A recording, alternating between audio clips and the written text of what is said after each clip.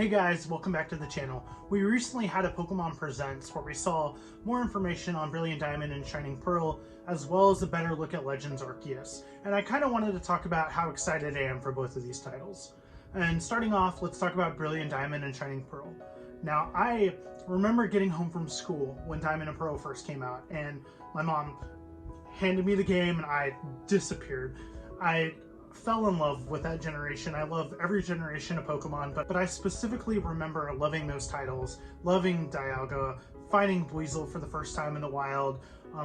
Shinx is fantastic. And I always go with grass starters, and Turtwig was really cool, and then evolving into Torterra and getting a dual typing, like, it was really neat. So we all kind of knew that they were going to remake these titles eventually, and I don't think a lot of us were necessarily expecting it to do kind of like a more 2D style, kind of like in the vein of the original games. We thought maybe it was going to look more like Sword and Shield, but honestly I'm thankful that it's not.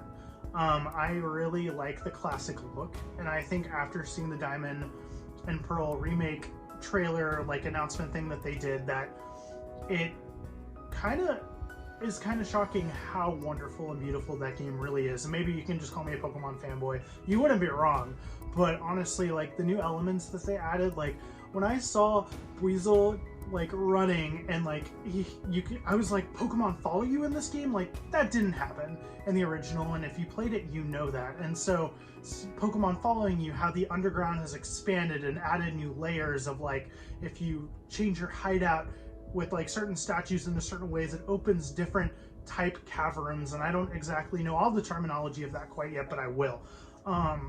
I was really just kind of in awe of it. Like, if you watch that reaction video, which I highly recommend, I was just kind of like, oh my gosh, like, the whole time I was super excited, and just, I don't know, there's just something about what they're doing with this that I'm really excited for Brilliant Diamond and Shining Pearl, and just that adventure, going back into Sinnoh and kind of exploring this whole world again, and seeing how they'll incorporate Shaman and Giratina and Arceus and Cresselia and Darkrai and, like, Heatran. Like, how are they going to do all these legendaries, the ones that we never got but were in the game code for Diamond and Pearl, how they're going to incorporate it? Are they going to?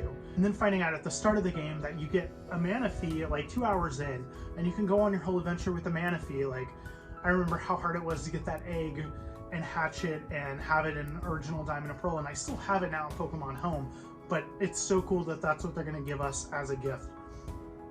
And then for them to say it's that, and Legends Arceus is Pokemon Home compatible, which means the new Pokemon introduced in Legends Arceus and all the Pokemon you catch in Diamond and Pearl, they can all continue to go with you, and I think that's so cool.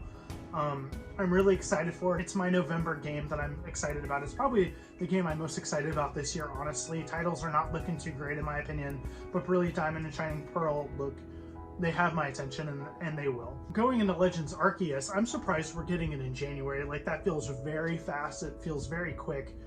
And honestly, that first trailer, I was like, oh man, what are they doing? And I think a lot of us were like, oh my god, this new element that we've all really been excited about. But, like, it just, I don't know, it was kind of like, oh, the frame rates and the stuff, like, what are they doing? And then we saw this new updated trailer, right? Like, it looked and felt like Breath of the Wild, but in the Pokemon universe. And that, oh my gosh, that was so cool. And seeing the fact that they're introducing brand new Pokemon, like, did you guys realize that we finally hit 900 Pokemon? Like, we're getting new forms, we're getting new Pokemon, and those new Pokemon transfer into Pokemon Home, and that is so cool. Like, they're gonna go, like, Weirdeer and Basculegion, like, they're a brand new Pokemon. They're Pokemon 899 and 900, or however they're gonna label them in the Pokedex. It's just so cool. Like, I'm very excited. I also love how there seems to be just like a town base, and, like, it is your town, and you're trying to expand the Pokedex and, like, or create the first regional Pokedex. And I think that's so cool. There's so much promise there. The crafting mechanic that they're introducing, you know, like, if you look at the trailer, you see them being able to craft great balls and heavy balls and things like that. And so it's going to be really cool that they're bringing those elements of Breath of the Wild into Pokemon, and I really feel like they're going to do a great job. the battle mechanics, how they're, you know, the two different fighting styles, how it's going to add to newer levels of combat that might be in Generation 9 and future titles. Like, they're kind of all kind of putting the seeds to see how they grow and see what people like and what people don't. And I'm really excited that they're doing this, and I'm really, really hopeful for the franchise. I'm really thankful that they are adding new Pokemon. I'm thankful that they're trying this. And I hope that they aren't rushing it, but again, we're just gonna have to wait and see. I have high hopes.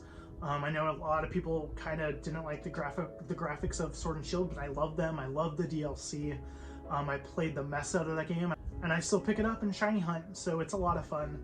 I think one of the cooler mechanics too is just riding on the backs of Pokemon, but like in a broader, again, Breath of the Wild type of way, like flying through the region and swimming in the ocean, like just all of these things. And the ride gear does not look as ridiculous as I was kind of worried that it would, kind of like it does in Sun and Moon and even Sword and Shield.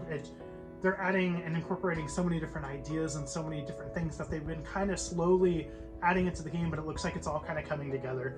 I'm excited for the 25th anniversary, and I am just really hopeful for where the franchise goes as a whole. So let me know down in the comment section below, are you excited about these titles? Are you going to pick them up on day one?